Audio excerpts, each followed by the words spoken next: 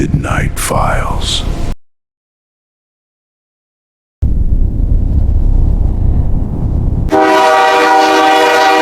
ये कहाँ ले आए हो मुझे कासिम?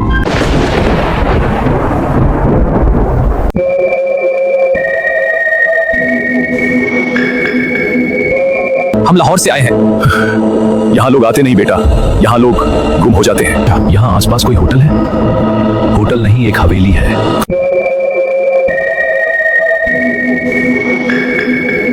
आप लोग? जी, हम लाहौर से आए हैं।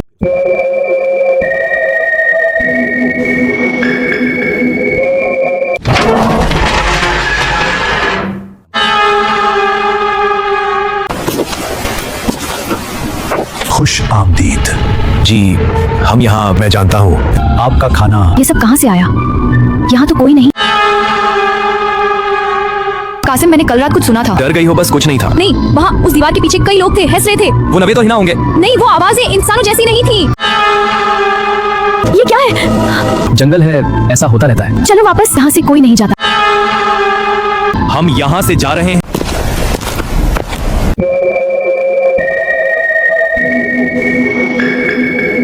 अब आगे।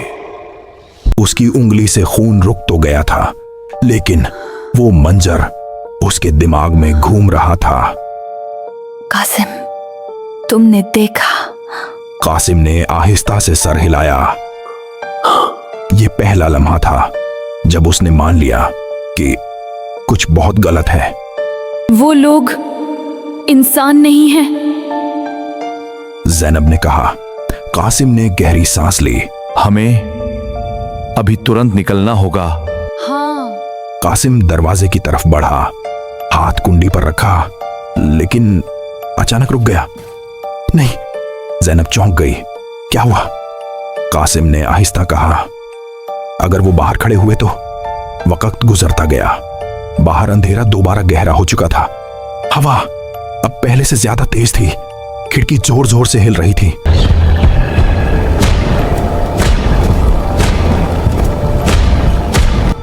अचानक दरवाजे पर दस्तक हुई। दोनों एकदम साकित हो गए। दस्तक दोबारा हुई। आवाज आई, दरवाजा खोलो। ये आवाज नवीद की थी। कासिम ने ज़ैनब को इशारा किया, खामोश रहने का। चंद लम्हे खामोशी, फिर दस्तक बंद हो गई। ज़ैनब ने हिम्मत करके कुंडी थोड़ी सी खोली। दरवाजा आहिस्ता सा खोला। राहदारी खाली थी, लेकिन मोमबत्तियों की रोशनी में एक अजीब सा एहसास, जैसे कोई देख रहा हो। राहदारी में तमाम दरवाजे बंद थे, लेकिन एक दरवाजा आधा खुला हुआ था, वही जहां से कल रात आवाजें आई थीं। ज़ैनब ने दरवाजे को धक्का दिया। कमरा बिल्कुल खाली, लेकिन फर्श पर 2 पीतल के गिलास और उनके अंदर ताजा खून। ज़ैनब का सांस रुक गया। उसने आहिस्ता से एक गिलास उठाया। ये महक बिल्कुल वही ताजा खून की। ये वही है। अचानक बिजली चमकी, रोशनी पूरे कमरे में फैली और ज़ैनब की नजर दीवार पर पड़ी। वहां एक पुरानी तस्वीर लगी थी, एक लड़की पुराने जमाने के कपड़ों में। ज़ैनब का दिल रुक गया। कासिम, ये तो हिना है। तस्वीर सदियों पुरानी लग रही थी, लेकिन चेहरा वही था। चलो यहाँ से चलते हैं। हिना। अचानक पीछे से आवाज आई, तुमने देख लिया, अच्छा है। दोनों एकदम पलटे। दरवाजे पर नवीद खड़ा था और उसके साथ हिना, लेकिन अब वो वैसे नहीं लग रहे थे। उनकी आंखें सफेद हो चुकी थीं और चेहरे गैर इंसानी। नवीद आहिस्ता से बोला, अब तुम सच जान चुके हो, वापस नहीं जा सकते। ज़ैनब पीछे हटी। कासिम ने उसका हाथ पकड़ा, लेकिन तभी छत से आवाज आई, जैसे कुछ भारी चीज गिरी हो, और ऊपर से किसी के घसीटने की आवाज आने लगी। ऊपर से आने वाली वो आवाज पूरे हवेली में गूंज रही थी। ज़ैनब का हाथ कासिम के हाथ में कांप रहा था। कासिम, ये क्या है? कासिम ने कुछ नहीं कहा। उसके चेहरे पर अब साफ खौफ था। नवीद ने आहिस्ता से सर ऊपर की तरफ उठाया और मुस्कुराया। वो जाग गए हैं। कासिम ने हिम्मत करके कहा, कौन हो? नवीद ने एक कदम आगे बढ़ाया। उसका चेहरा अब और बदल रहा था।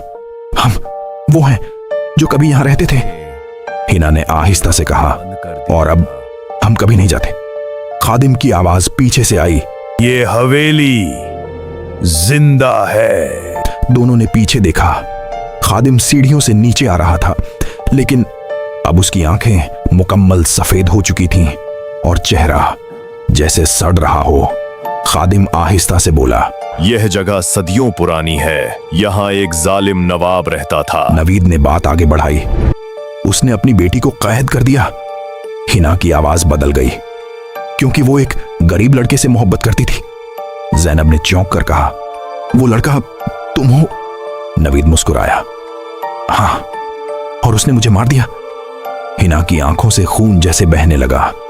और मुझे जिंदा दफन कर दिया। खादिम बोला, लेकिन मरने के बाद ये दोनों वापस आए और फिर हमने सबको मार दिया। अचानक ऊपर से आवाजें बढ़ने लगीं, जैसे कई लोग चल रहे हों। सीढ़ियों पर साए नजर आने लगे। एक नहीं, दो नहीं, दर्जनों।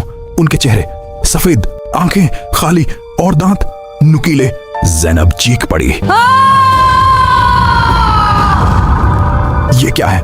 खादिम ने मुस्कुराकर कहा, ये सब वो हैं जो यहां आए और कभी वापस नहीं गए।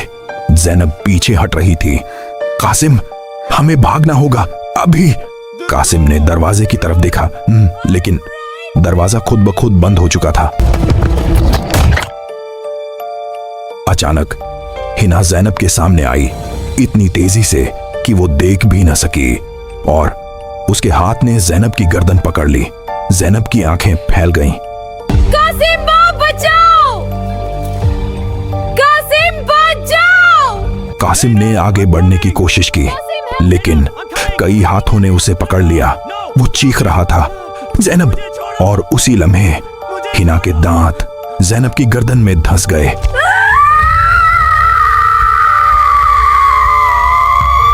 खून बहने लगा। जैनब की चीख आहिस्ता आहिस्ता खत्म हो गई।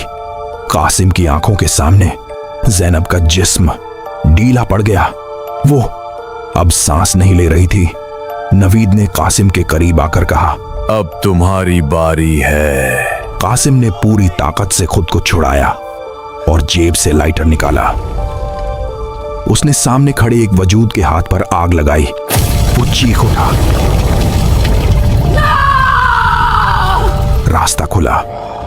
कासिम पूरी ताकत से दरवाजे की तरफ भागा। दरवाजा आधा खुला और वो बाहर निकल गया।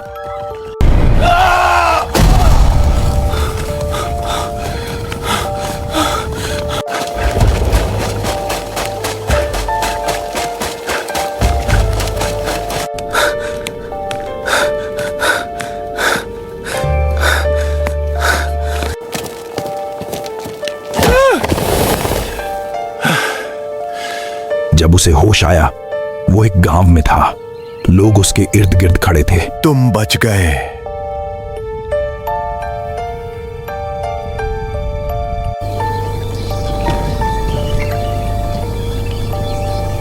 कासिम रोने लगा।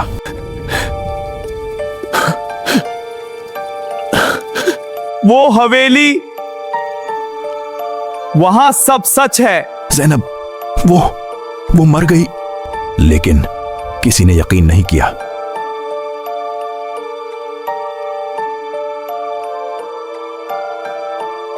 आज भी वो हवेली वैसे ही खड़ी है और रात को दरवाजे पर दस्तक होती है और एक आवाज आती है, दरवाजा खोलो, हम मेहमान हैं।